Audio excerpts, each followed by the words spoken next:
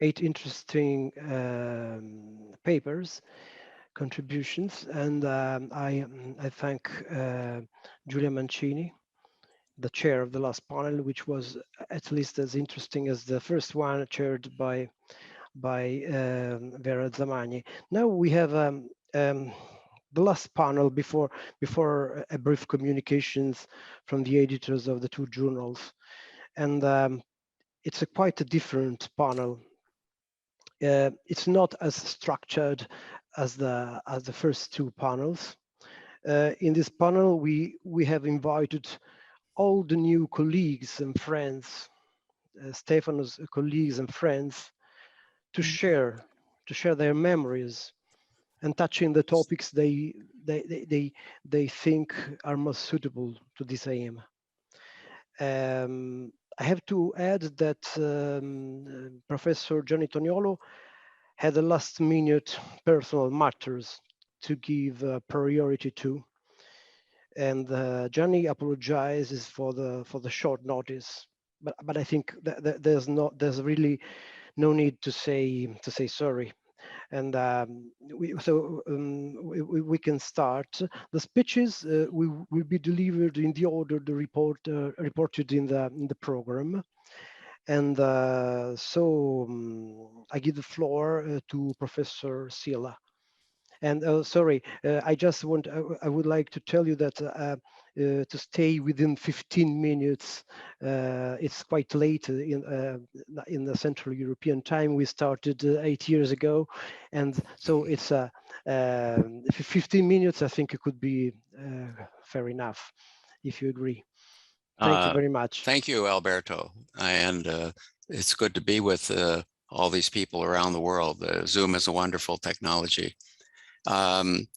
I think it's appropriate that I go first today because I am guessing, I could be wrong, but I am guessing that I knew Stefano Fenoaltea longer than anybody present here today. And I first met him in the fall of 1963 when we both entered the Harvard PhD program in economics. And we immediately became good friends. I don't know exactly why. I'm a Midwestern Chicago suburbs guy. And Stefano, of course, is a, Italian, as Deirdre said, sort of aristocratic Italian. But for some reason, we became immediate good friends. And I think maybe one reason is that my surname, Sylla, in German or in Prussian ancestors would have pronounced it Sylla, that Stefano thought I might have been a descendant of the Roman dictator Lucius Cornelius Sylla. And it's actually spelled my way in the Dryden translation of Plutarch, it's S-Y-L-L-A. So maybe Stefano, steeped in his Roman and Italian heritage, decided that I was a descendant, and so I was somebody a little worth a little more attention. Anyway, we became quite good friends, and we remained close friends throughout his life. Good friends, I should say, but not necessarily close friends. We bumped into each other at various times. During graduate school, of course, we were much closer. And I remember that Stefano actually gave me a lot of help when I was doing my PhD thesis. I mean, we had some deep, long discussions about price discrimination and how bankers were in the best position to practice price discrimination. And that became one of the important ideas that I explored in my dissertation. So I have very fond memories of him from those days in the middle of the 1960s. And the influence on all of us then was Alexander Gershenkron. I want to speak about Gershenkron. And Deirdre's here, and Gianni Toniolo, unfortunately, isn't here. But Deirdre, after I speak, may say something about this, add something to what I'm going to say. Gershenkron had one of his interests was, of course, in Italy and his comparative study of the economic history of Europe, especially. So he had an interest in Italy, and he also had an interest in industrialization. He was very interested in explaining why some European countries industrialized sooner than others and why and how they did that. And he had a great interest in in quantification, he wasn't really didn't do a whole lot of quantification himself, but he was interested in it, and he was terribly interested in index numbers, index number theory. He taught that in his economic history class, and we learned then that if you want to exaggerate or get a high growth rate for your country, you should measure GDP at early period prices, because then it grew very fast as industrialization produced a lot more industrial goods and brought their prices down. So if you use the high prices in early industrialization to apply to the large outputs in later industrialization, you would get a fast growth rate. And if you wanted to not show a rapid rate of growth, use the late period prices to measure real GDP over time. This got to be known as the Gershenkron effect, I think. And it was an influence on everyone. It was kind of made economic history interesting to get these sort of statistical points made in the course. Gershenkron, of course, was interested in finance and growth, and particularly in a study of Italy, he talked about the Italian welcoming of what he called German banks, German-type banks to Italy. So that was part of our education in the 1960s. And the main argument I want to make today is that I should preface it by saying that there was an unfortunate incident. Stefano was a student of Gershenkron in the first couple of years of grad school, and I think he probably would have written his PhD thesis under Gershenkron, but they had some sort of falling out. I never knew exactly what it was. Maybe it's because Gershenkron thought he knew Italy better than Stefano did, and Stefano thought he knew it better than Gershenkron did. I never heard what the explanation of the falling out was. But anyway, as Deirdre mentioned earlier, Stefano ended up writing his PhD thesis under Professor John Maier, who was an econometrician, and didn't have any of the little grudges maybe that Gershenkron did. The point I want to make today, starting off, and maybe Deirdre will elaborate, and Johnny would have it had he been here, is that despite their falling out, Stefano very much, his career, the way it developed, was very much in the pattern of Gershenkron. And I would say they were both strongly influenced. I say Gershenkron strongly influenced Stefano's career. Both were very insightful critics of other people's work. And that has come out in the earlier sessions, that Stefano would read the work of other people and become a very strong critic of it. I think Deirdre said that sometimes he could be an irritating critic, or he had a challenging personality. I didn't really see that much. We always got along swimmingly, perhaps because we weren't working on the same things. So Stefano was a very insightful critic of other people's work, and that was a trait of Gershenkron too. A lot of his writings were discussing the work of other people and trying to show why they were wrong. And he ganged up on people like Walt Rostow and Rosario Romeo, and so I think Stefano did a lot of that too. And both studied European industrialization in some depth. Gershenkron did a lot of studies of Russia and the Soviet Union, and published once a dollar index of Soviet industrial output, I think, which is a technical bit of economic history. Stefano, of course, spent much of his career, apart from his contributions to the broad range of issues, he spent a lot of his career studying in great depth, I would say, in very great depth, the industrialization of Italy. And maybe Stefano was a little bit deeper in his exploration of Italian economic history than Gershenkron was in Russian and Soviet history. But they did share these two characteristics: being a thoughtful critic of other people's work across a broad range of economic history, and specializing and getting very deeply into the industrialization of a particular country. In Stefano's case, of course, Italy, and in Gershenkron's case, Russia. I met Stefano, a number of times over the years. I said we were not close friends. He was at Duke in the, I think it was the early 1980s, and maybe I think Charles Maier was there then and might have encountered him at that time. and I was at NC State. Then in the 1990s and 2000s, I think I had some trips to Rome, and we met there, and everything was just sort of cordial. We had coffee and discussion. And so I must say, I never really saw this sort of irritating side of Stefano, but I knew that other people did.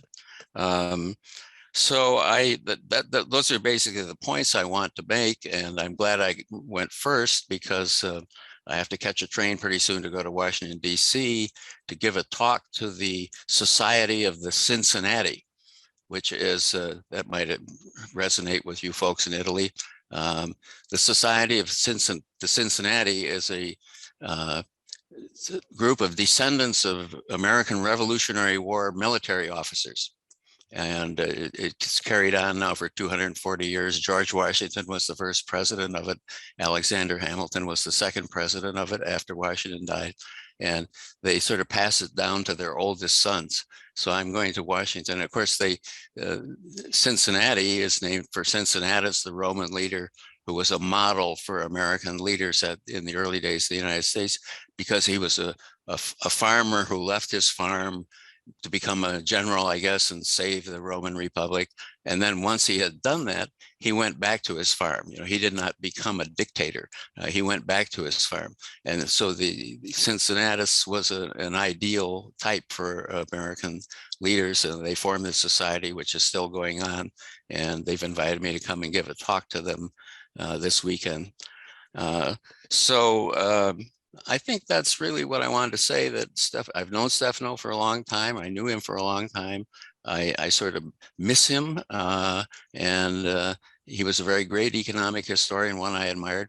I think we were not so close intellectually because he, I think, made the same mistake most economic historians make, but not Gershenkron.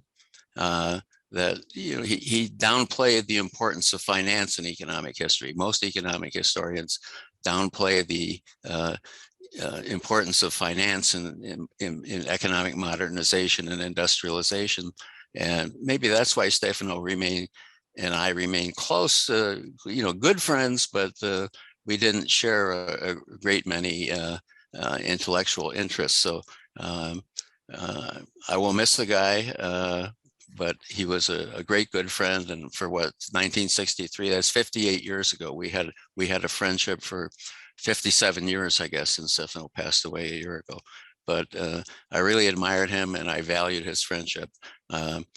Just on that irritates, and one of the things I remember, and just as just a little anecdote, that we were such good friends after 1 month in grad school that I invited him to dinner with my wife and me at our little hovel near Harvard. He, with a twinkle in his eye, he said, "Dick, I'm not sure I can come this Saturday to your house for dinner because I have this decision to make. I need to decide whether I should go back to Washington, where his father was the Italian ambassador to the United States. I need to decide whether I should go back down to Washington this weekend to socialize, to intellectualize with my social equals, or whether I should stay in Cambridge and socialize with my intellectual equals." And I thought it was very clever, the choice of socializing with your intellectual equals, that would be coming to dinner with me, I guess, and going to Washington, D.C. to intellectualize with his social equals. And he ended up, I think, going to Washington, D.C., but he was young at that time. He was only 20 years old and wasn't capable of making the best of decisions. So with that anecdote, I will leave it to the next speaker, and I've enjoyed being with you. I may have to leave in the middle of our session to catch my train to Washington to speak to the Society of Cincinnati, but it's great to have been with you and to see so many old friends via Zoom. Thank you, Professor Sylla. Now I give the floor to Andrea Brandolini, Banca d'Italia, Bank of Italy. Thank you, Alberto, and thanks to everybody. I have a presentation to share. I'm sharing the presentation. Can you see it? Yes. Yes, we can. Fine. Just launch the presentation, Doctor.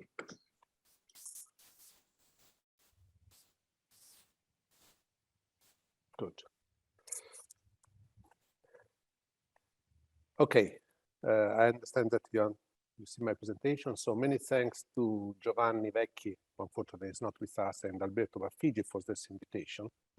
And apologies for missing much of the morning session. I must say that I was a bit hesitant to accept these invitations for two reasons. The first one is that I'm not an economic historian, and I felt a bit misplaced in such a distinguished panel.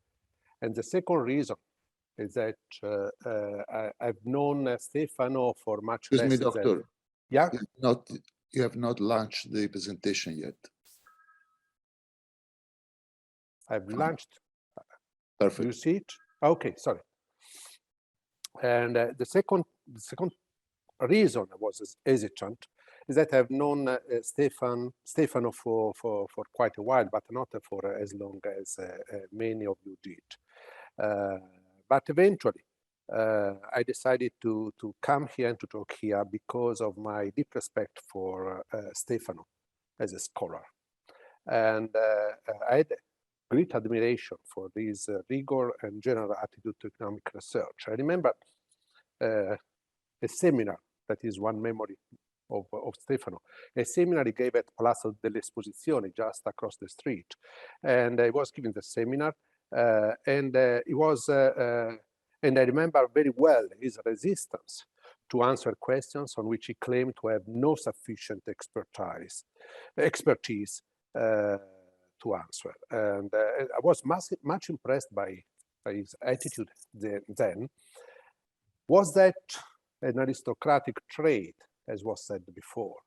Certainly it was, but I think it was also a lesson that there are limits to our knowledge, and that we should honestly acknowledge it without necessarily jumping to quick answers that often are cheap answers.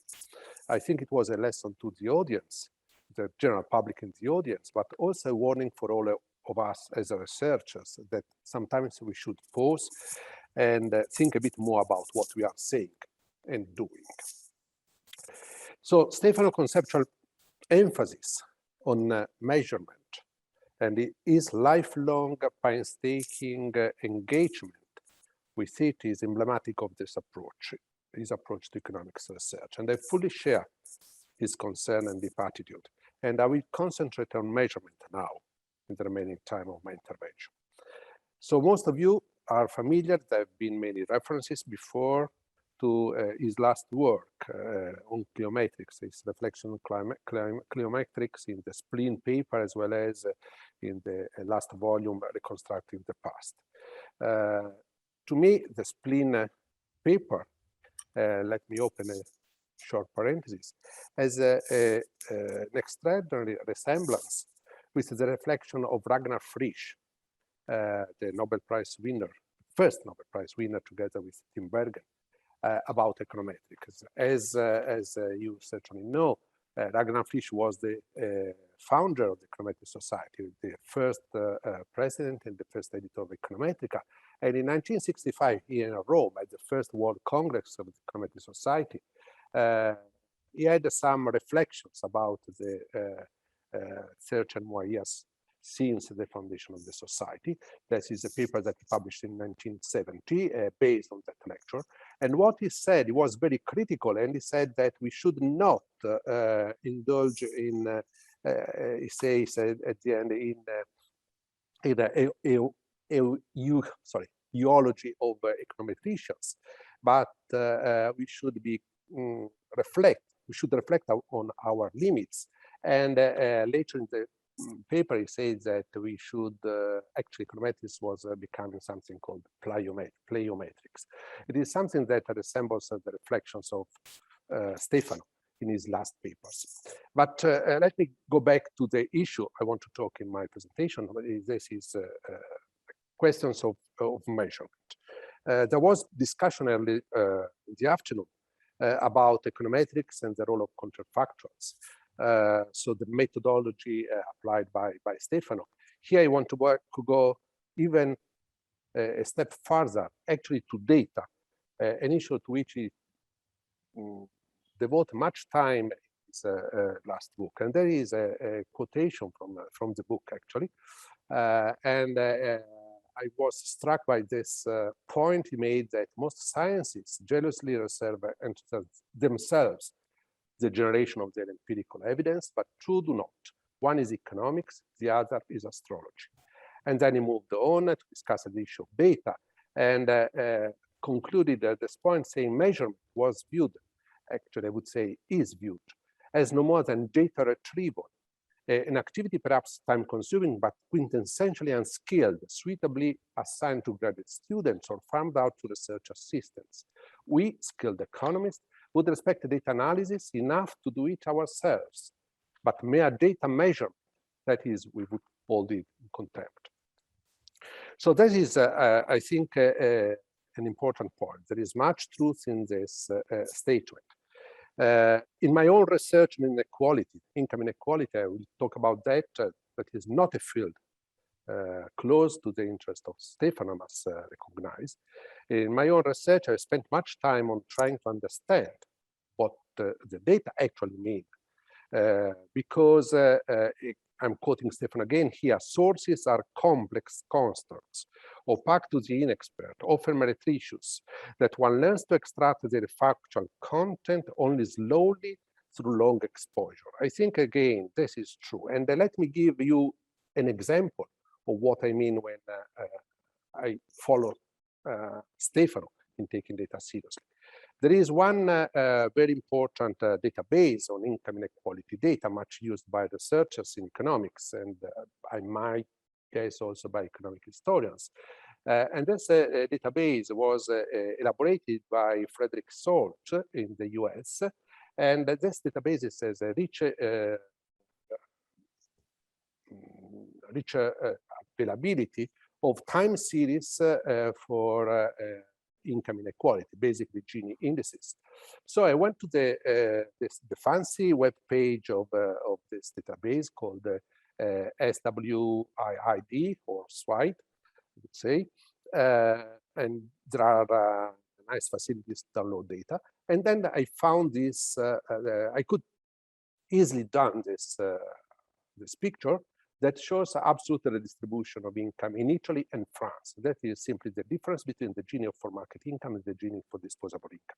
And you can see that that absolute redistribution increases substantially in Italy since the late 80s, almost to reach the French level. I must say that as somebody who have been working on income inequality for 30 years, that is quite surprising. Italy is not known to be a country where tax and benefits are so redistributive. So I went to the original data and trying to understand better. So when you try to do that, you must know that what are the sources of data on income inequality in Italy.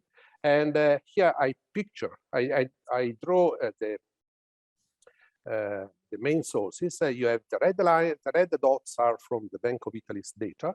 That is an old collection of surveys on household income and wealth that started in the 60s, late 60s.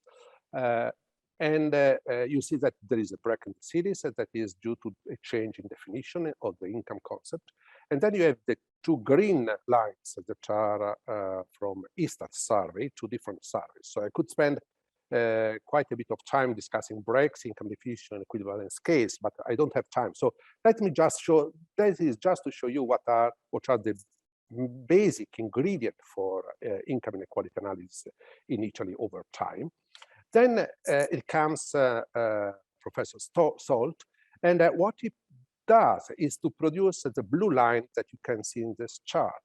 So that is the SWIID series.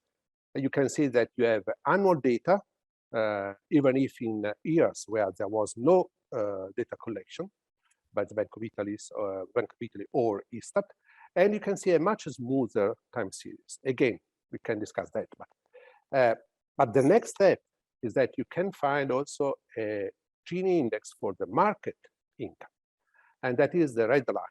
So where does it come from? Is its time pattern plausible? You can understand from my previous comments that I don't think this pattern very plausible. At least I would like to understand better how it is generated. And especially I would like to understand how we can construct these market income figures, given that all data in all surveys in nature are collected after tax. So it is impossible to go before tax unless you have some imputation procedure. So if you go to the SALT paper, you see that there is a benchmark provided by these figures, and then the SWID routine estimates the relationship between these least baseline Gini indices for all the other Ginis available for the same country years, and uses these relationships to estimate what the least Gini would be in country years, not including the list, but available from other sources. Basically, for missing data, there is an imputation based on a very complicated procedure. So, but again, where do the market income data come from? The list data, to my knowledge, provides no market incomes for Italy. If we go to the OECD income distribution database, that is one of the sources used by SALT, you can see that, and it is the first two lines, that these data are obtained by microsimulation models. So they are estimated, but the point is that they are obtained by at least 3 microsimulations models. So this series is obtained by piecing together series that are not comparable over time. So I don't want to discuss the SALT paper here. My point is that it matters. That is a point that I made in a paper with Tony Atkinson exactly 20 years ago. And again, in that paper, we said that we had in mind that the people who use secondary data sets because they want ready-made measures. It is exactly the data retrieval that Stefano was talking about. And our conclusion was that we were not convinced that it was possible to use secondary data set safely without some knowledge of the underlying sources. And we cautioned strongly against mechanical use of such data sets. So that is a point that we made, and I think after all that is still true if I look at the most sophisticated data set available, that is this SWID. So again, does it matter in terms of substance? Well, I think so. These are very influential data. Only one reference, and the reference is this paper by Berg and co-authors. This is a very important paper because this is a paper on which it was based, the change of the approach of the IMF to issues of inequality and income distribution. Because this is the paper, well, one of the papers, but certainly this was a very influential one, on which IMF decided that inequality is essentially bad, or something that we should be concerned with for economic growth. But notice that the second of the conclusions of this paper is that it is about the role of the distribution. And it says when the distribution is very large, there is some evidence that it might have direct negative effects on the durability of growth. So the importance of redistribution estimates in the paper by SALT has a clear bearing on our policy conclusions. So this brings me to the end of my comments. I think that there is a very important lesson in Stefano's work, and I'm referring to all his work, but I'm particularly referring to his last work. That is again a reference, a citation from Stefano's last book, and when he clearly says that data are constructs, and we should understand what these data mean. To understand the data in the sources, we must understand how, by whom, and to what purpose they were produced. We must learn to read our quantitative sources, or rather to read through them. This is the historian's stock in trade, but not even a glimmer in today's economist's mind's eye. So he's talking about economic historian, but certainly this is true for economists as well. So Stefano was very extreme. Not all of us can spend their professional lives in mining sources to reconstruct the past. But even for us, and for us I mean economists and policymaking institutions such as the Bank of Italy, such data awareness is a precondition to avoid jumping too hastily to policy conclusions that are not supported by data. So with this, I would end here, and many thanks again for the invitation. Thank you, Andrea. So I give the floor to Giacomo Gabbuti, Scuola Superiore Sant'Anna di Pisa.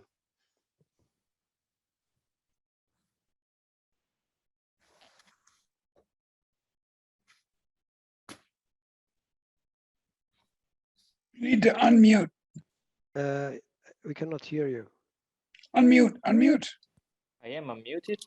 Can you hear me now? Yes. Okay. Okay. There seems to be a problem with the mic. Thanks a lot, Alberto. I mean, according to what the previous speaker said, I should definitely not be here. I'm definitely the latest to have met Stefano. I have no role in such a authoritative panel. I interpreted I was terrified by the invitation by Alberto and Giovanni, and in the end, I was convinced by Alberto, and I interpreted this as an invitation to a student of Stefano. So in the spirit of one of the last comments of the previous session, and so this is what I will focus on, thanks to the many course mates that helped me to sharing their memories in the past days. So the first time I heard Stefano's name was in Tor Vergata. Was during my bachelor years, was 2010 most probably. And at Tor Vergata, he held an infamous undergrad course that covered his book about liberal Italy, so the Italy between 1861 to the Great War. Andrea Papadia, who spoke in the first session this morning, told me you either loved that course or hated it, and mostly hated it. And actually, Andrea was the only one I managed to find that loved that course. For non-Italian, non-experts of what economics faculty in the 2000s was in Italy, that was a mandatory exam for second year bachelor student, not only of economics, but of economics and business. That would mean 200-300 students, and most of them would just try to get a bachelor to work in business. So I later realized, on one end, how challenging must have been for Stefano, a man who was educated all his education was in excellent international institutions in the US and abroad. But I also imagine that for students of a public university in Italy, this was not probably ideal. And Andrea also told me that the oral examination started with Stefano rolling the dice, and the number would be the chapter of the book on which they would be interrogated, and that probably was scary for most of them. And with insight, I find this choice of Stefano to teach such a course, such a book, to an audience like this one, very puzzling. We might discuss the reason. Maybe it was a patriotic act for him, due to his father's legacy as a partisan who fought in the resistance and clearly identified the limitations and the failures of liberal Italy.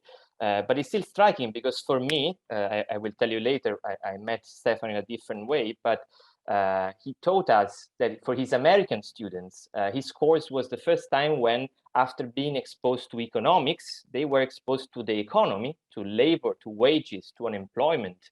And so was a moment of revelation in many ways. And so it's hard for me to realize why he decided to teach these people not only these extremely detailed accounts of the various industries of the Italian economy, but also in a period that he taught us that was an extremely boring period because nothing really happened in the Italian economy. There was the industrial takeoff Adler had seen in that period. And if anything happened, it was just by chance. It's not because of the Italian politics, it was just for the international cycle. And indeed, it is true that his first lesson as a teacher was the deterministic nature of history. In class, he used to say, history has no heroes. And in 1815, anybody could have taken the Duke of Wellington's role at Waterloo because Napoleon was going to lose anyway. that is definitely true if you believe, if you have been taught by Stefano. But I guess you could make that point by teaching Napoleon. Why would you do that by teaching Giovanni Giolitti? I think that in doing so, Stefano proved himself wrong. Probably history is deterministic, but historiography is not. And Napoleon, I think, was very lucky to encounter Wellington, but not Fenoaltea on his path to glory. For good or for bad, I was not, my surname directed me to the other so-called channel. So I had to attend Giovanni Vecchi's course. That was a very engaging, what you would call an econ history 101. So from the first industrial revolution to present. And it was the 150th anniversary of the Italian unification was approaching. So Giovanni dedicated the whole final week to the economic history of post-unification Italy. And this was the first time when I saw Stefano's face, because a picture of his dominated a slide titled "The Revisionists," and then there was a first of a bunch of some slides introducing his contribution to the new series of national accounts. And I remember being a 19-year-old student with a very vague idea of what the GDP was, and to find extremely impressive that a single man by his own hands could basically estimate 50 years of his country's GDP in the past. And this was even more impressive because then Giovanni made us read Stefano's very insightful and provocative essay about the limitation of GDP. It's an essay written in Italian, but it's still something we think about with course mates.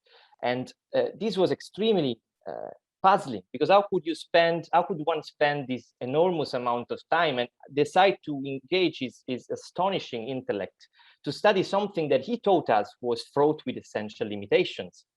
How could one write economic histories and fight over economic histories the way Stefano fought, and then show us this postmodern, if you want, understanding of social sciences that he condensed in the quote from his, in which he talks about economic history as campfire stories. Alberto already mentioned that, so I will not again. So this defining feature of Stefano, what probably made him most unique among the many things that made him unique was really striking from the very moment in which you encountered Stefano in Tor Vergata.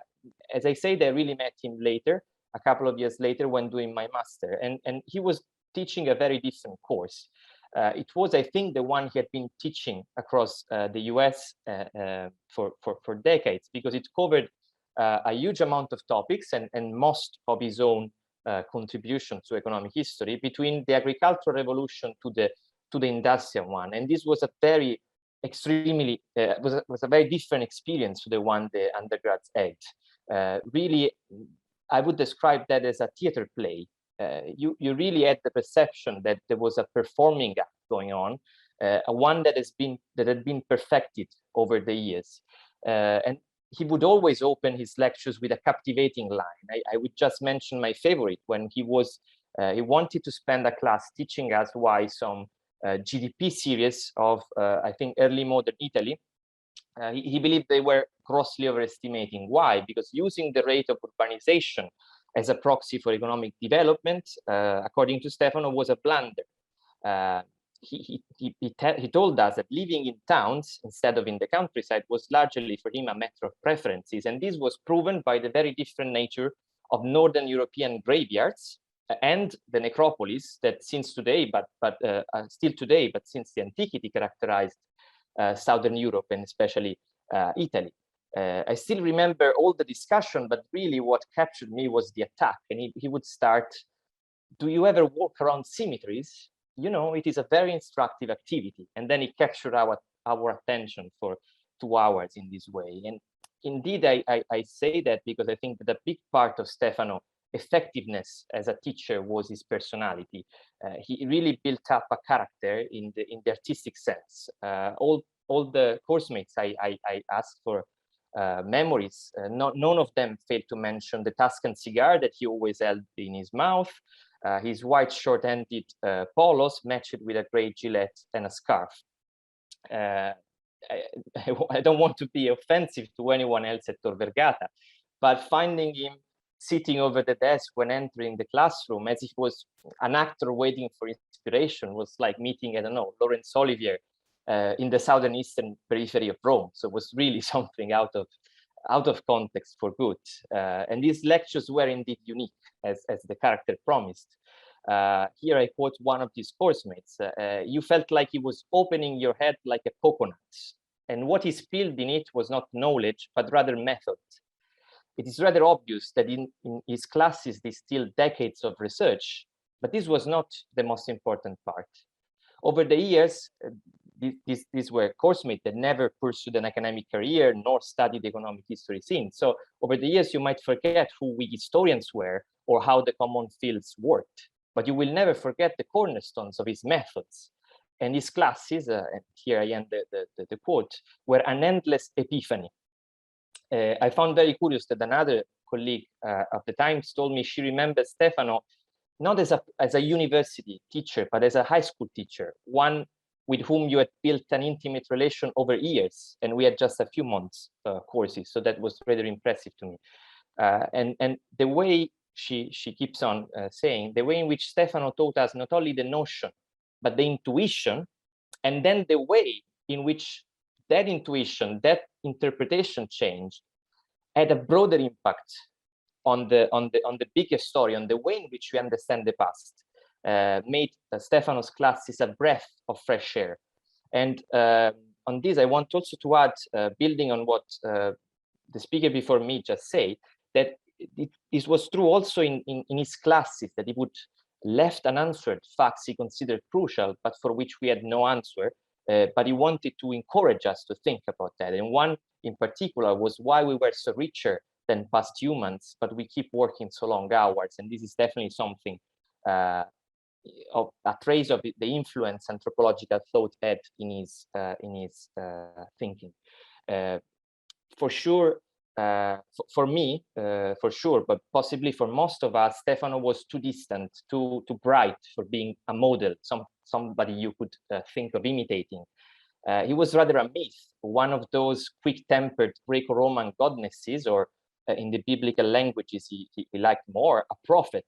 And I think also the irony that Alberto mentioned was part of this, because it was too much of a brilliant irony. He could make jokes in multiple languages and building on the knowledge of many cultures. So nobody of us could reply to these jokes. Those who attended, especially this master course, felt privileged, but no one, probably almost no one, dared choosing him as a supervisor.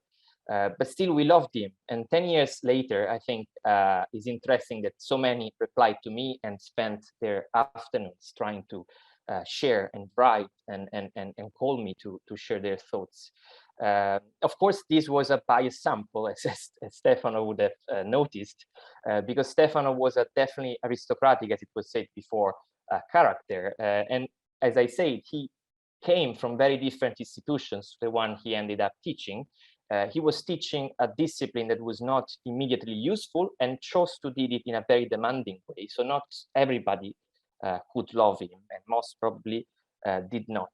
But I think it's very unique the way in which those who attended these courses are binding it together. And this is something I really felt also with a student of his, a PhD student of his, Aurora Iannello, that actually never attended any of the classes I did and attended a different one.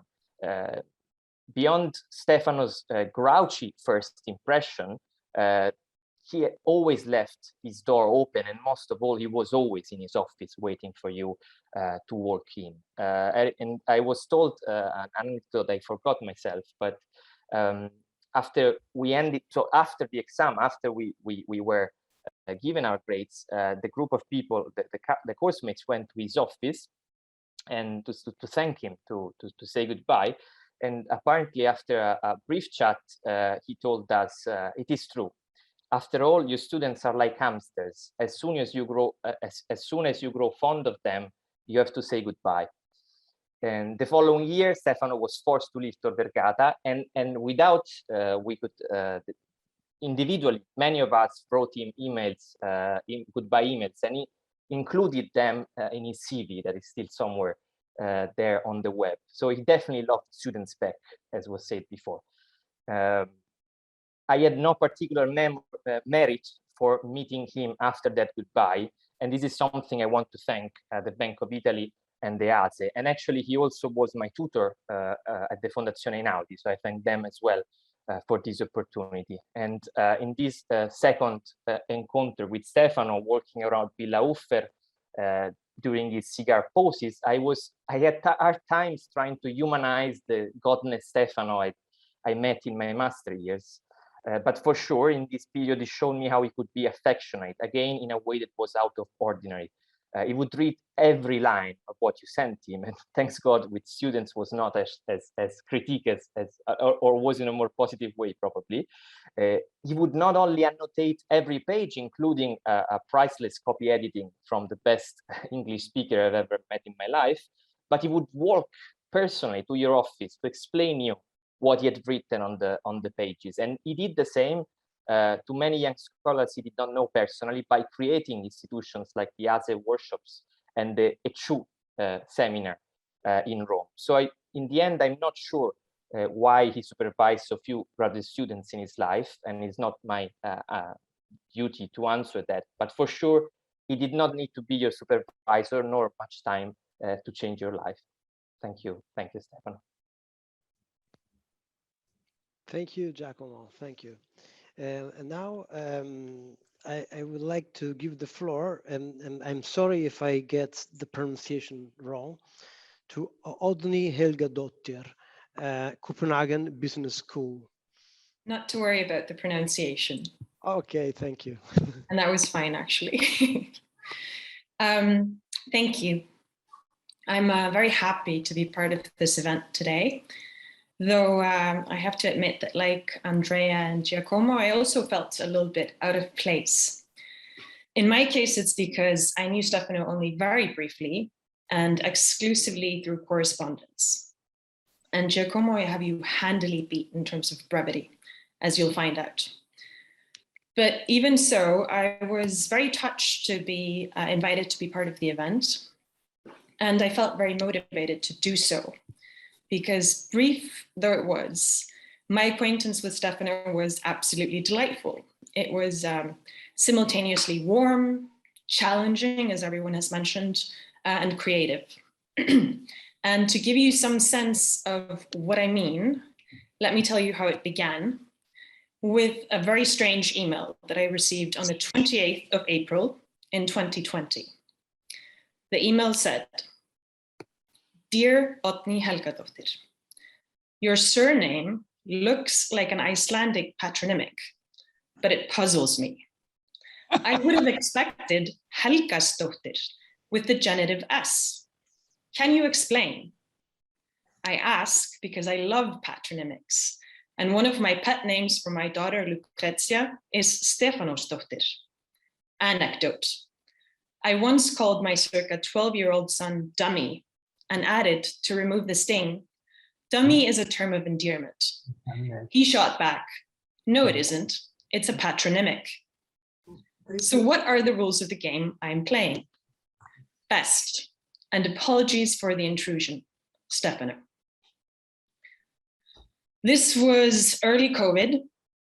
I was in the final stages of vying for tenure, and I was under lockdown with 2 children under 5 running around at home, and a heavy teaching load that had just been converted to a then alien online format, which is all to say that it was perhaps the point in my life that I felt the stingiest about my time. But how can you resist an opening salvo like that? So I replied, and Stefano and I quickly plowed through patronymic naming conventions and moved on to a shared interest in economic history and economic ideas, which actually came with a generous side of very sincere discussions about career, the costs of obstinacy and compliance, for example, family, loss, things like that. And it was really what I would consider a beautiful intellectual friendship, with both words being operative. So over the next few months, we corresponded regularly. And stressed as I was, I found that I always looked forward to Stefano's messages and wanted to take the time to read what he sent me and to respond to the inevitably very challenging questions that he raised regarding my own work. Though, as Vasik said, I found that he was unfailingly generous and constructive in his feedback. Stefano sent me a copy of his last book in late summer 2020. And when it arrived in Copenhagen, I sent him a thank you note, but received no reply. And I suspected right away what the reason might be, because in all previous exchanges, there had been a very clear sense of urgency. In fact, I think the word urgent often appeared in the topic lines of Stefano's emails. And to me, he felt very much like a man that was grappling with his contribution to the state of knowledge, with his legacy, and wanting to ensure that his approach to inquiry wouldn't be lost. Notable here, and this will not be a surprise to anyone who's been here today, was his emphasis on rigorous data construction as a key task of economics and economic history. And I should say here that I am neither an economist nor an economic historian. I am US trained as a political scientist, specializing in a subdiscipline called international political economy, though I'm probably too sociologically minded to fit quite neatly under that label either. But I've written a little bit about Italian economic thought, which is how Stefano came across my puzzling patronymic to begin with. But academically, most of what I study is the production of economic knowledge, macro mainly, and how it interacts with the individual professional incentives of economists. So my answer to Stefano's appeal for a more serious consideration of data construction was, yes, you are absolutely right. But think of the actual incentive structures that economists face in their day-to-day life. They're rewarded for frequent publication and very little else, actually. There's the need to, as the Americans like to say, to publish or perish. And by and large, this is the gateway to other forms of professional success, tenure, higher wages, funding opportunities, access to scholarly networks and platforms. And just to harken back to Andreas's presentation a little bit, this is very different from the incentives and imperatives that policymakers face. It's a different world. And sound and meaningful data construction does, in fact, like Stefano always argued, require a lot of skill, a lot of contextual knowledge, a lot of effort. It shouldn't be treated like the menial task that it often is. Those of us that have been RAs in the American system know that quite well. But the rewards it carries are usually very meager compared to the work that goes into it. Painstaking data gathering is a really hard way to make a career. Stefano did take that difficult route. And in many ways, I think it's fair to say that he paid for it. But it is, among other things, what made him a sort of very productive and interesting anomaly or idiosyncrasy within his own discipline. And it is very admirable. But under prevailing conditions, it's difficult to imagine that many scholars, especially junior ones that are facing more explicitly codified promotion criteria, would want to follow in his footsteps. And this strikes me as a really serious problem, and perhaps an even more serious one than Stefano made it out to be, because it goes far beyond disciplinary confines. More and more of the social world is shaped and constrained by what sociologists Marion Foucault and Kieran Healy have termed the data imperative. So data collection is no longer merely menial, it's often automated, and then it's used to sort and slot people into categories of taste, of riskiness and worth, all of which can be extremely lucrative. And then by contrast, the incentives to verify, to ameliorate or contextualize that data are very few and far between. But to stay within the field of economics, I think it's worthwhile and behooves us that are attending this today to think about what can be done to create better incentives to build better data. One obvious answer is to channel greater resources into this kind of work. Another is to challenge the hierarchies of prestige that have long tended to favor methods for data processing over data collection. And I think that, in fact, as a number of macroeconomic shibboleths in particular seem to be melting away under policy exigencies, it seems that the time is really right for a reassessment of that kind. But on the other hand, much as Stefano wanted to impress his method on the field, and sympathetic as we may be to that quest, I also share the fear that there was something entirely unreplicable about what he did. It relied on cross-cultural erudition and cross-disciplinary mastery that will simply always be in short supply. But I'm very grateful to have gotten to interact with Stefano and benefit from it. And I'm likewise very grateful that to the organizers for letting me speak to that today. So thank you. Thank you, Oddny. So let's go on. Thank you, everybody. And now I give the floor to Charles Maier, Harvard University.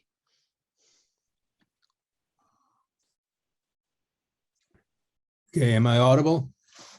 Yes. Yeah. Okay, great. Yeah. Well, as some of you may know, I'm a historian, not an economist, though I consider economists both my social equal and my intellectual equal, at some points, if not superior. And I come with the testimony from a much earlier phase of Stefano's life. I'm grateful for this invitation to contribute to it. I was taken aback when I learned of Stefano's death. I just assumed he would, like I assume with most of my friends until they don't, that they go on forever. Although we weren't close in the last years, he was very memorable, and I'll try and get at that. We served together as graduate student fellows in a Leverett House in Harvard when we were both graduate students and teaching fellows. The Harvard houses are comparable to Oxford or Cambridge colleges, not quite, but that's roughly the analog, or perhaps the Collegio Ghislieri in Pavia. And this was during the late 1960s, and that is about 55 years ago. I was 4 years older, would be still 4 years older, obviously, than Stefano, and finished my dissertation in 1967. And he completed his, I think, in 1968. So, as you can imagine, memories are sparse, but we enjoyed each other's company a great deal. He clearly came with a European education and finishing that most of my other colleagues didn't. I didn't overlap, to speak to Richard Sylla's point, I didn't overlap with him at Duke. I had been at Duke before and had been called back to Harvard when he went to Duke. I was interested in economic history and in relation to Oddny's point, to the history of political economy also. One of my close advisors in the history department was David Landis, and Italian history was one of my research areas and has remained that. And Stefano was immensely cultivated, super bright. I think he'd been at the top of his Georgetown University undergraduate class, and a lunch table conversation was always a pleasure to look forward to. After he left for Duke, and then Pennsylvania and Williams and American University, I don't know the order of which, but he obviously was hopping around in a way that was, at his stage, very untypical. And I realized that he was not having a success holding an American university position, and I didn't know the reasons and chalked it up probably to restlessness. My last correspondence with him was an email during the summer of 2012, thanking him for having sent a copy of the reinterpretation of Italian economic history, which is, of course, the English translation of L'Economia Italiana dall'Unità alla Grande Guerra. So I wrote to him then. I wrote in 2012, I'm just reading it now with immense pleasure as you pick your way through interpretations, praising their creators and destroying their handiwork. scrutinizing the time series, showing how historians argue past each other. I have a lot to read yet, but if I grasp the message, it is threefold. First, cycles, not spurts, to describe Italian economic history. Italy's progress is based on the world economy, not on the national political unit, such that the Italian South is part of the global underdeveloped periphery, indeed like Africa, and should have been the target before 1914 and after 1950 for small-scale industry, specialized agriculture, and tourism, whereas Lombardy is part of the globe's industrial heartland, but also the Apennines, and not just the Tiber or Volturno form the divide. And three, investment responded to politics. I think Vera Zamani's book, Dalla Periferia al Centro, describes in some sense the progress of Stefano's work or judgment on Italy. And if I'm correct, he is one of the historians she is one of the historians he treats with more gentleness than others. Perhaps it's a courtly deference to gender, but I don't believe so. And I added to this letter, you are kinder to Gershenkron than he was to you. And perhaps as we age, as we both have, we become mellower. I will continue reading and learning. I appreciate how long and mighty an effort went into this volume. And then, aware of his immense classical learning, I wrote a tag from Virgil, which I had to translate. I couldn't translate. I found the translation into Latin. Tante molles erat Romanum recondere gentem. What a mighty effort to, and I said, refound the Roman people, and I meant for his discipline. I was correct on one count and wrong on another. Stefano did not become mellower as he aged. I later recused myself from writing a comment on the famous essay Spleen, as I wasn't sure how to treat it. But I think he was right about Gershenkron. Gershenkron, who was undoubtedly a great economic historian, as Stefano came to recognize, gave him, as we say, a hard time. If Stefano was proud, orgoglioso, Gershenkron was not without vanity, vanitoso. Gershenkron was proud of his learning and his languages. I think he wrote an essay in one of his books on 30 ways to translate the phrase to be or not to be. At that time, Stefano, if I recall our conversations together, actually defended, when as a young scholar, defended the tariffs to a degree of 1878 and 1887 for industrialization against Gershenkron's criticisms. And of course, he thought, and his charts show it, that industrialization and development proceeded more smoothly across the 1880s than Gershenkron's schema of brief spurts allowed. Now, I knew Alex Gershenkron somewhat too. He did not take easily to being corrected. I had a memorable clash with him as a young assistant professor when we were on the university's library committee together, and made him very angry. Although his anger could be justifiably chalked up to my perhaps cheeky insolence. There's a general 50-year rule in the Harvard archives, I think, 50 years after the death of the professor who commits his papers to the archives. And perhaps some scholar will be able to uncover the letters of recommendation, or whatever they are, that Alex Gershenkron must have written about Stefano. In any case, the roots of spleen go back a long way. But of course, the important thing is that in Stefano's later writing, as it culminated in the book published a decade ago, his judgments are far closer to that of his advisor. I'm not talking about John Maier, who taught him his techniques. I didn't know about that relationship. But his judgments are far closer to that of Gershenkron than they were a half century ago. The chapter on the tariffs in his book is a complex series of arguments that interweaves all the relevant theory about international trade and the most refined empirical considerations. For instance, I'm thinking of the discussion about the quality of textiles as they competed on the international market. I think Stefano goes into the ratio of length to weight of fiber, and the arguments along the way with all the relevant contributors, many of whom some of whom have taken part in this assembly. Now, to get to more substance, one reason I declined to write a comment on spleen was that I was puzzled and remain a bit puzzled by his argument, Stefano's argument, that Cliometricians had failed as historians. I don't think he provided an adequate explanation of his unhappiness. Professor Giannetti has talked about what he thought Stefano meant by history, and it was something like the Germans would call Quellenkritik, that is the questioning of sources. And indeed, these books are wonderful discussions of the limitations. This raises the point of Professor Helgadottir talks the explanation of his unhappiness and the uncertainty of statistics and data. I'm surprised a name which I don't think appears much, and I don't know enough of Stefano's output, but Oscar Morgenstern's classic text after he came to the United States on the limitations of economic observations. This is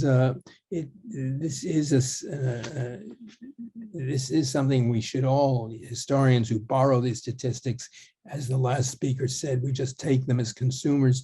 And Stefano realized we don't criticize them. And as historians, if we stop to think, some of them are in fact quite challenging. I've never gotten my head around how Angus Madison could project growth from the year 1000 to the current time. And I audited some of Gershenkron's lectures, and in fact, Alex Gershenkron always spent a lot of time on the statistical difficulties, but not the difficulties of observation, not the stochastic elements, but the incomparability of market baskets of goods 50 years earlier and 50 years later, and the problem that generated with, I guess, Laspierre's and the other type of procedures one could use. But I'm still puzzled, and was puzzled by why Stefano felt his colleagues in Cliometrics had failed as historians. And obviously some practitioners of Cliometrics have used the approach, and they love to use the approach to produce results that seem counterintuitive or that freeze economies in time. I still remain puzzled by the argument in the 1960s. It came up in one of the earlier papers, this lovely paper on the short-term railroads in Italy, but especially in America, by the argument that railroads added, for the United States, added no more added value to an economy than use of canals would have.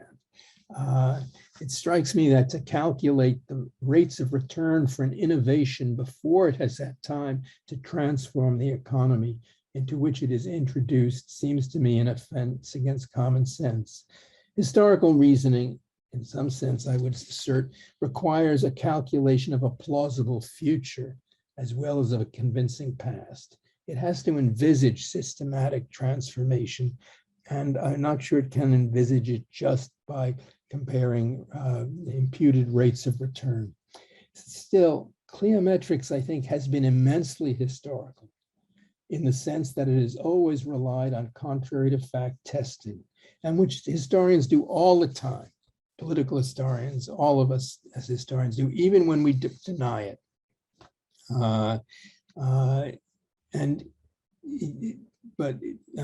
To arrive at a historical explanation is always to dismiss all the others, at least implicitly, to find out why one works and one would not. It shares a reliance on common reliance on persuasion. Margaret Thatcher famously said, "There is no alternative, TINA." And all our histories have to show how, in fact, there were certainly alternatives in the past, and to account for why one of these alternatives came to pass, how we have come in effect from the past subjunctive or the conditional future to the present indicative. And I think this is in fact Stefano's contribution. The historian will always want to know about the positive, but the historian wants to know something more than eliminating the others. The historian really seeks to understand what the positive contribution is. To make this work. And I think Cliometrics, maybe this is what Stefano has made. Cliometrics is much better, has been better at eliminating alternatives than somehow getting at the factors that work. I mean, in our questions on the railroad paper, I think many of us were trying to think of how the successful factor becomes successful. Now, behind his berating his fellow practitioners, not all of them, of course, but many in some respects, I think Stefano retained a certain romantic notion of history. Perhaps it's justified. Yeah, economic history was enmeshed in the whole culture of an epoch, or should be enmeshed in the whole culture of an epoch. And he regretted that economic history, or Cliometrics in particular, peeled away so much of the ambient civilization that permeated all historical processes. Well, I wish that our youthful conversations of about 60 years ago might have been carried on. I would have liked to argue with him about the basic premises of our shared historical venture. He was a superb dialectician, one whose contribution to scholarship has been far greater than even the laborious final result on the printed page. And it consists precisely in this process of reasoning with data, and yes, with arguing with colleagues. And that took place in two phases, both when he modeled the Atlantic slave trade and when he worked with numbers. And in that sense, Alex Gershenkron should have recognized his gifted student as a partner and not as a threat, just as Stefano came to see the value of his old adversary. So thank you. Grazie mille per questa opportunità. Grazie, Charles. Grazie. Thank you. So I give the floor to Deirdre McCloskey, Illinois University. Am I hearable? Good. Yes.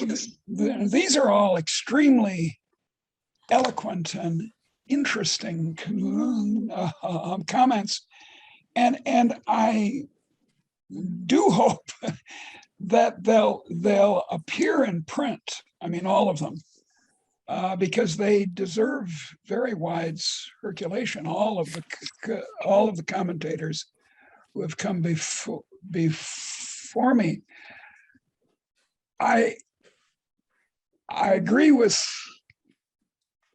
all of them, even with Charles's last comment,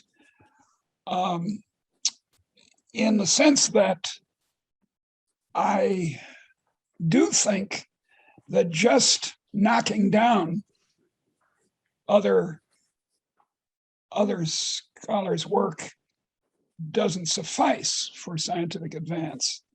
And in my own work in the last few years, I've come to the conclusion that economic growth is more about creativity than it is about ordinary economic efficiency.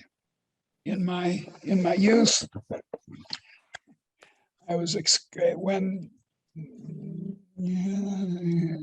Charles and I were very in one conference acquainted. I was a quantifier only and an economist only.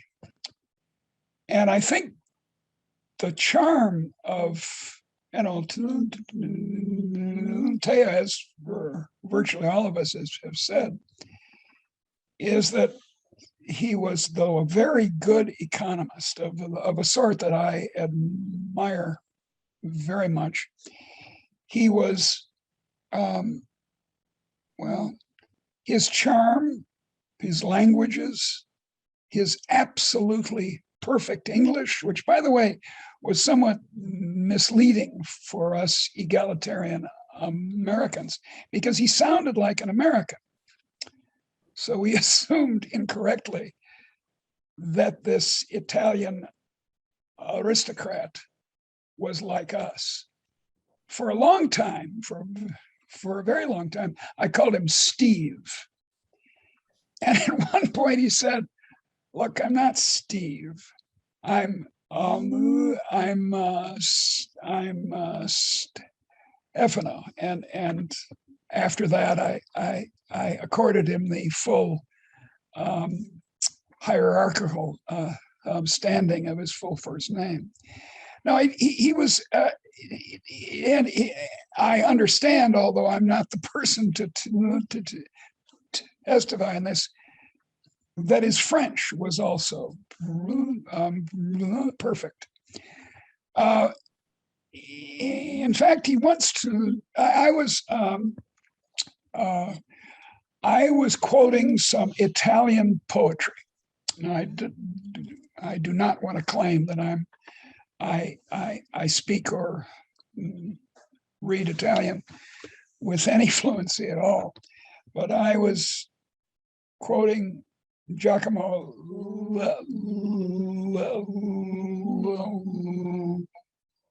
Leopardi, who, by the way, it just occurs to me, would be an interesting comparison between Stefano and Leopardi. They had some intellectual habits that were parallel. But in any case, he said, "No, you don't understand. My high culture is neither Italian nor English, but French. That is, so far as novels and poetry was concerned, it was France. That, and I don't think that was by some sort of choice. I think it was because of his unusual education. In any case, I think it's been a theme in all this that he was not in pursuit of data, which he understood very well as a Latinist, meant things.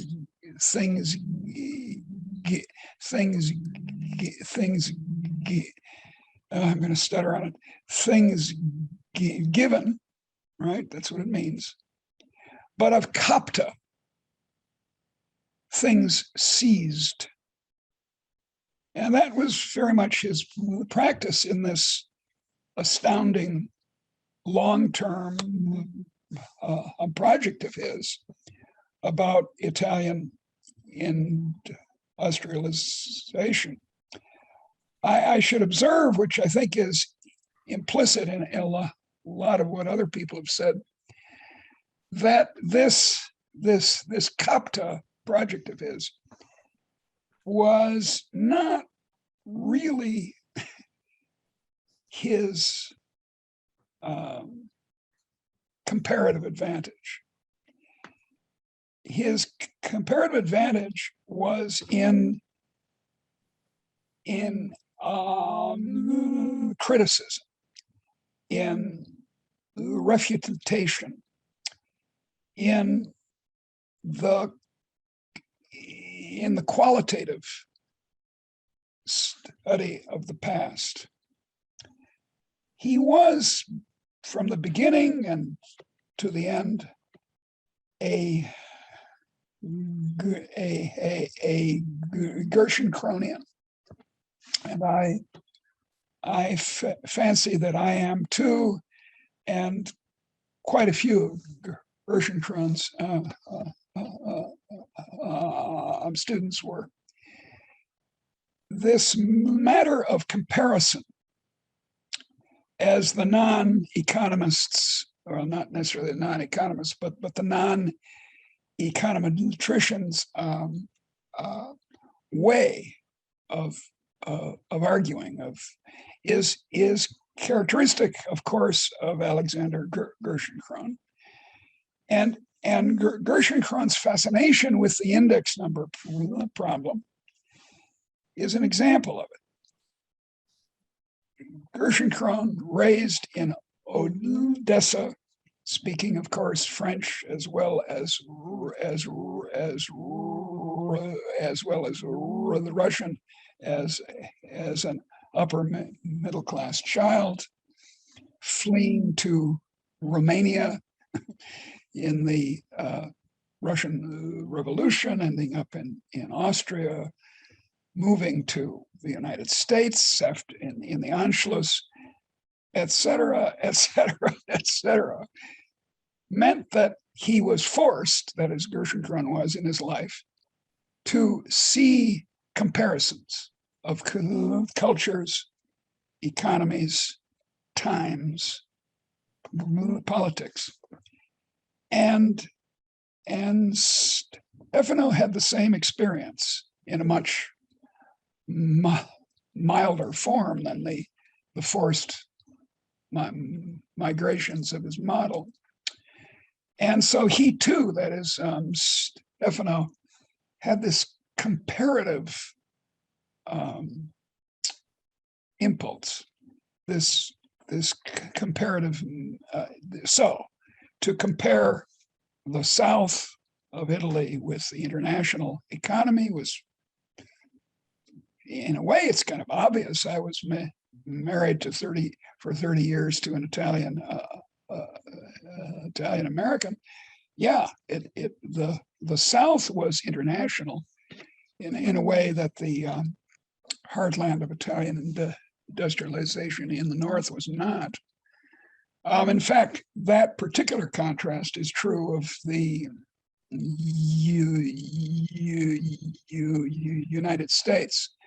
The South and the Midwest tended to be free trade until the Midwest became industrial and the Northeast protectionist. So it's comparison and it's kapta that Steve, as I'll call him because unfortunately he isn't here, was the a model of. Now it's the kind of rockiness of his career illustrates, I think, the faults in the academic worlds that he inhabited. That Gershenkron has been mentioned to sort of cast him out. By the way, he arrived at Harvard in '63. I always thought it was '64, which was the same year I went to graduate school there. But yeah, I understand this now, that he was with Gershenkron for longer than I thought, and then cast out, is a fault of hierarchy. It's a fault of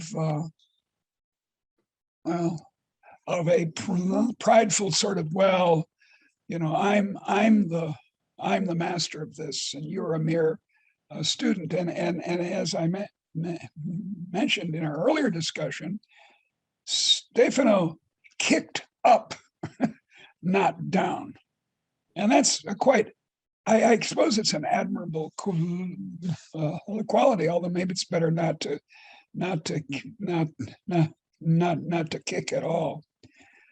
So he was, and then getting back into Italian academic life was very hard, because the Italians, I think to this day, but certainly in the era that he was going back to Italy, didn't view foreign PhDs, even if from Harvard, as equivalent to making your way up through the Italian hierarchy. Now I'm an outsider to this.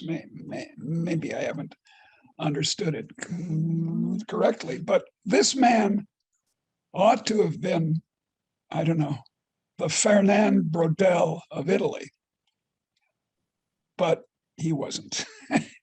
And that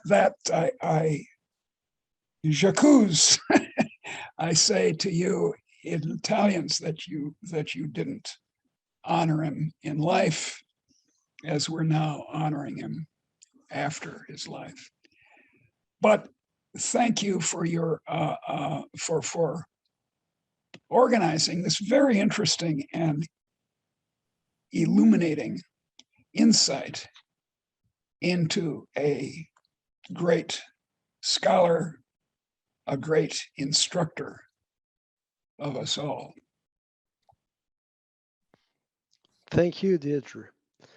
So, unfortunately, Professor Toniolo, as I said before, could not join us today. And so I hand the floor to Hans-Joachim Voth, or Voth. I don't know how to pronounce it. Voth. Voth. So it was right. Okay, thank you. So University of Zurich. Okay. So thank you so much for inviting me, and thank you for the privilege of joining this very interesting conference today. I feel a bit like I've been gate crashing a party because I actually never met Stefano in the flesh. And I was slightly surprised when I was invited to this event. And then I started to reflect on what might have somehow gotten me onto this list. I went through my emails and correspondence and so forth. And I think I'm sort of trying to reconstruct how I managed to be invited to this august list. So let me tell you a little bit about how I interacted with Stefano, a little bit along the lines, I think, of Oddny, over a slightly longer period, and what I came to learn about him, and what his passing has led me to conclude reflecting on his intellectual style, both in terms of content as well as in terms of the spiritedness with which he involved himself in debates. So I knew him as a student. I'd come across his papers on slavery and feudalism. And since I was taught by Charles Feinstein in Oxford, who worked on the national accounts of Britain, I came across his work on national income accounting. And the thing that I always found most fascinating about his work on slavery and feudalism was just how few of the sort of counting quantitative things that I'd been taught economic history to mean were in there. And at the same time, how strong his theoretical understanding of economic relationships was. This was sort of big thing on an almost breathtaking scale with a tremendous amount of originality. And instead of having Operation Desert Storm in terms of data and observations, he just knew how to pick a handful of things that were really important. And if we judge people just by their best work, and for me personally, his work on slavery is the most impressive thing he's done, not that I can judge all of it. He was a very great scholar indeed. Now, I came across him, or I came to know him, because he submitted papers to some of the journals that I had the privilege to edit. And some of the things that were mentioned today resonated with me. So Deirdre memorably said that he had a habit of kicking up and not down. Now, being several decades younger than him, I guess, put me in the particular category. But at the same time, if you're the editor handling his paper, in some sense, he thought probably of you as up. So I sent out the first paper I got from him. I got mixed reports, which in most journals is normally sort of the end of the story, because, you know, somehow we've converged to the convention or the idea that rejecting 95% of submissions is a mark of quality and helps to accelerate the progress of knowledge. Not that I really believe that. And Stefano, well, I decided to give him another chance, and I did what editors do in these situations. They have a soft spot for a paper, made a clear point. There were certainly 100 things wrong by the cookie cutter standards of our profession of how it was presented. And so I wrote a very friendly, generous invitation to resubmit, saying, you know, referee 2 has a bit of a point, you know, give him an inch. And I thought it was a reasonable path to what would be a good scholarly contribution that could be read and cited and understood. And I wasn't quite prepared for the reaction, I have to say. So I got an email back with an attachment. And that attachment was a Word document of several pages.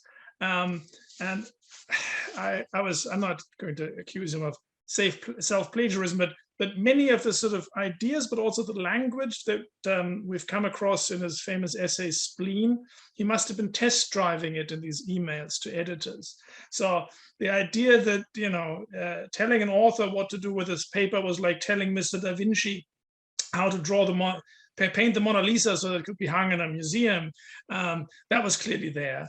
And a sort of generalized contempt for people who weren't up to his intellectual standards it wasn't shining through. It was clearly there, and he educated me that 50 years ago, Gershenkron could publish articles in the JH with untranslated quotes in 16 different languages.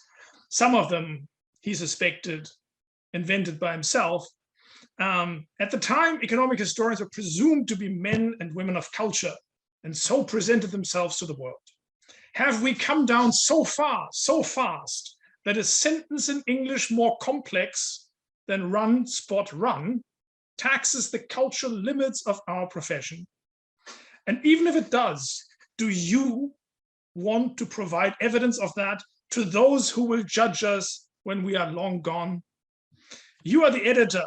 Explorations is yours to run as you see fit, but do think of our collective future reputation. So Stefano didn't take prisoners, and despite what some people think is one of the weaknesses of my character, I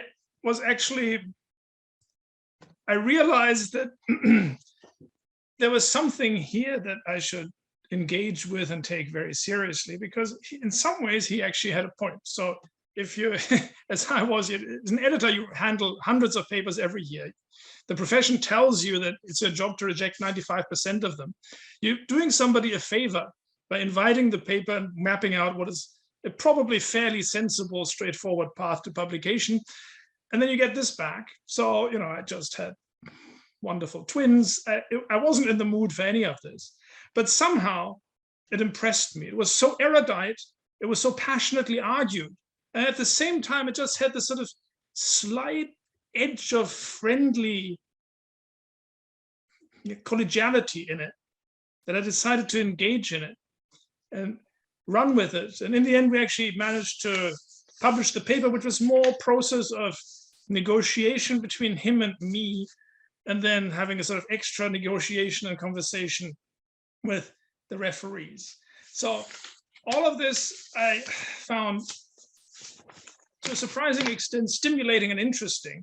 Now, after this particular episode, I somehow started to receive a steady stream of questions and suggestions and papers, and he would start to share this evolving intellectual universe, and I would also be treated to a blow-by-blow account of who hated whom in Italian academia and why, which always brought to mind that, apparently Henry Kissinger, when he became National Security Advisor, was asked whether he wasn't shocked by how dirty politics in the flesh was, given that he was a professor of government at Harvard before. And apparently he said, this is nothing compared to a tenure committee at Harvard. Well, my sense would be that, whatever complexity there is in a tenure committee at Harvard compared to what Stefano was telling me about how Italian academia works and Italian economic history in particular, it must be child's play too. So let me maybe just conclude with a few observations. It's very clear that we can't run professions or even departments where everybody's like Stefano. I think that'd be very difficult. Now, at the same time, there's been this trend, even in my lifetime, and certainly when I sort of just look back at what I know about the slightly more distant past, where we've turned academia into a very corporate enterprise, where being smooth, not sticking out, saying the right thing, not standing up too much for things is almost expected, where standing your ground or asking again is already a form of intellectual aggression. And Stefano wouldn't have any of this. And I thought, on reflection, despite making my life pretty miserable. We need more of this. I don't think I could live in a department full of Stefanos, but I also don't want to live in a world in which academia has become like investment banking and consulting, and everybody is mostly jockeying for position and just does what's best for his bonus and his advancement, with a smear afterthought to what is actually intellectually true. So, I mean, this is the most respectful way. I think Stefano had this wonderful property of the court jester, of speaking truth to power, of not filtering and just believing in what he was and not apologizing for it. And I greatly admire him for this. And I have to say, when I heard that he died, I felt a sense of loss that I didn't anticipate at all, because over the years, this sort of steady stream of passionate emails full of reflections with a Latin quote thrown in and so forth had become something that was part of the intellectual landscape for me. And I'd always envisioned that I was going to meet him somewhere, you know, maybe in Rome or somewhere by an Italian lake, and just have a chat with him and get to sort of see the man in the flesh who did these things. And there's a sort of paradox of feeling lost at not meeting someone you've never met, but in some ways it's more profound. And that's what I want to leave you with.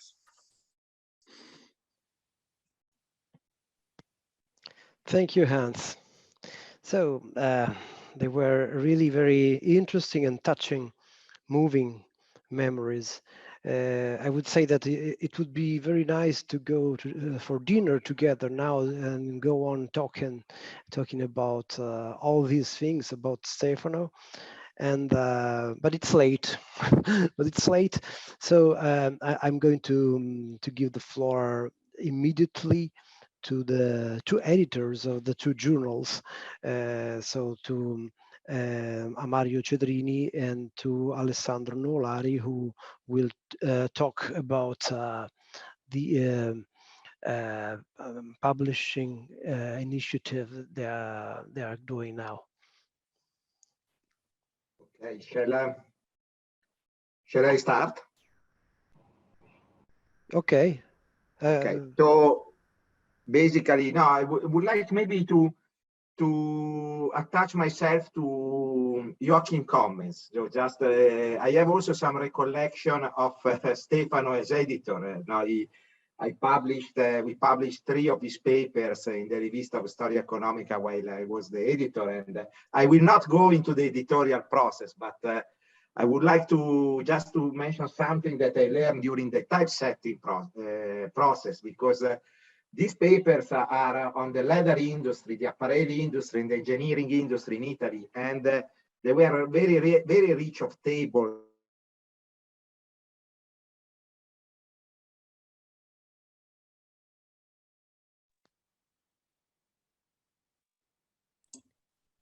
You're frozen, dear. Yeah, you are frozen. Alessandro.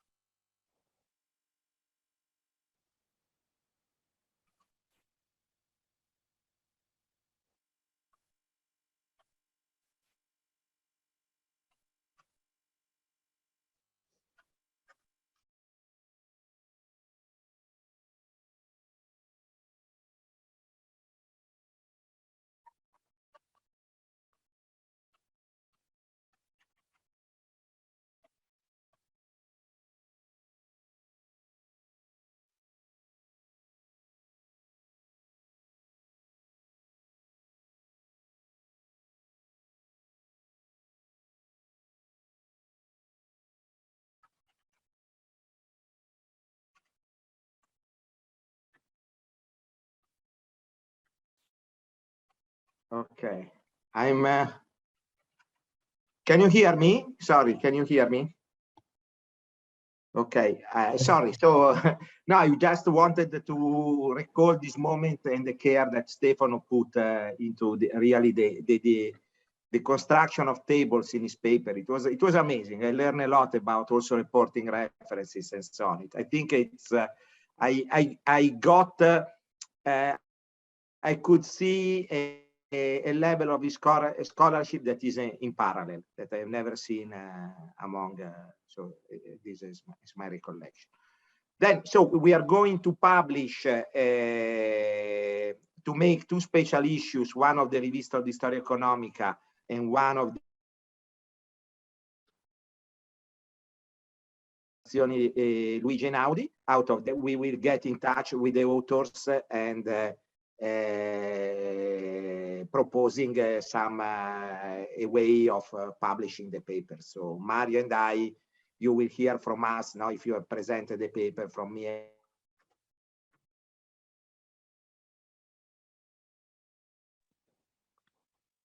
No, we cannot hear you, Alessandro. A way that they give a sense of the personality and the scholarship of Stefano, and they can be read together but also independent. Mario, would you like to add something? Yes, can you hear me?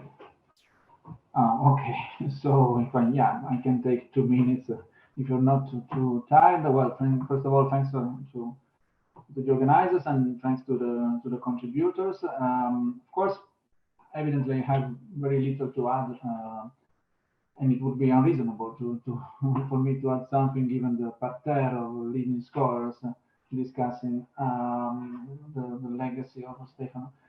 So I'm here only because I'm one of the 5 editors of the Annals of the Fondazione Luigi Einaudi, which, as Alessandro anticipated, will host one of the 2 special issues, or kind of, on Stefano's work. So I'm very pleased in general to have this opportunity. I met Stefano here in Turin some years ago, and when he was visiting here at our department, and then he was named a fellow of the Fondazione Luigi Einaudi, and he significantly contributed to the Annals of the Fondazione Luigi Einaudi. As you know, he wrote a target article for a symposium on Cliometrics in 2019, but he actually personally edited the whole issue, and he also wrote about globalization. So he took part in a series of initiatives sponsored by the Fondazione. So if I am allowed to share the screen, perhaps I can, Alberto, if you agree. This is just in order. Of course, I agree. Okay. Do you see now the website of the Annals? Can you see it? Yeah. So well, you know, I was there when Stefano gave his spleen speech in 2019. I was evidently fascinated by the talk, which has also been criticized quite correctly here. But I must confess that I really liked it, and there are countless reasons why I did. But I will just focus, perhaps somehow instrumentally, on one of them. And the reason is that in listing the failures of Cliometrics, as Stefano called them, he explicitly focused on the idea that, well, somehow with their 19th century vision, orthodox economists tend to neglect the contributions of other social sciences, or to pretend that economics can be the queen of social sciences, but in truth, given its tradition of economics imperialism and in general neglect of contributions from other social sciences, while economics typically fails to participate in the construction of a sort of transdisciplinary perspective with a democratic exchange with other social sciences. And so I think that this idea of counteracting the reductionism of much orthodox economics is a very powerful message that Stefano leaves us. So you see, for instance, this is the special issue that we already published in 2019. He defined a series of articles which are all inspired in a way by Stefano, and many of them showing exactly the importance of resisting reductionism in economic theory. I only focus here, for instance, on Jacob Ass's contribution on gross domestic power as a history of GDP as numerical rhetoric, the idea that there's much more behind this sort of presumed technical affair of GDP, and there's the politics evidently, and there are it is an instrument for advocating specific policies and so on. So, well, here you see that if you just look for Stefano's name in the annals, you will find many contributions by himself and others, of course, inspired by his Spleen article and other works.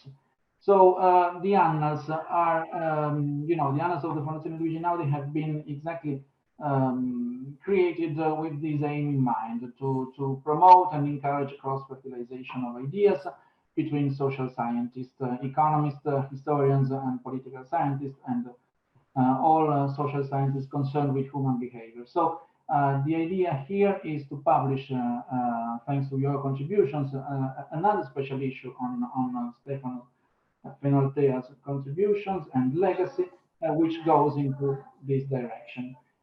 So we are very proud, in a way, to host some of the articles that have been presented after, of course, a rigorous standard peer review, in continuity, we hope, with those that had appeared already in the 2019 issue on Cliometrics. So thanks so much again for your attention. I will now stop sharing my screen.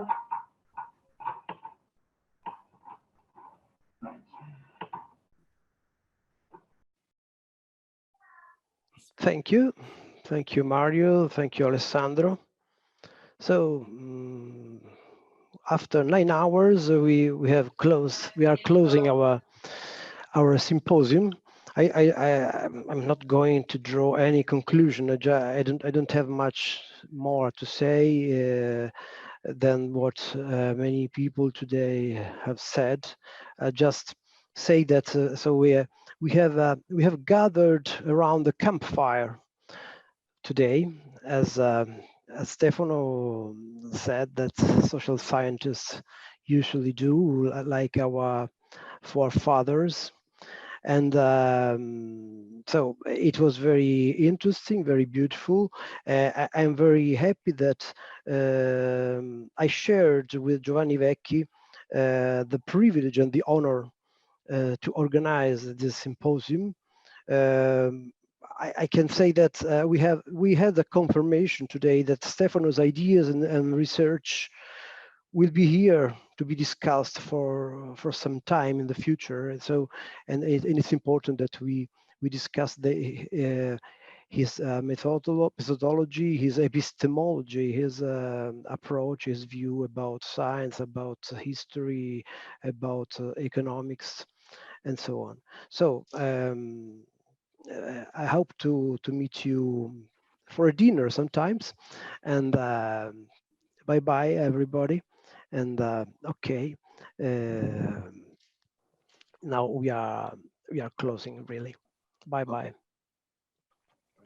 Bye-bye. Thanks, everyone. Yeah. Bye, everyone. Thanks. Bye-bye.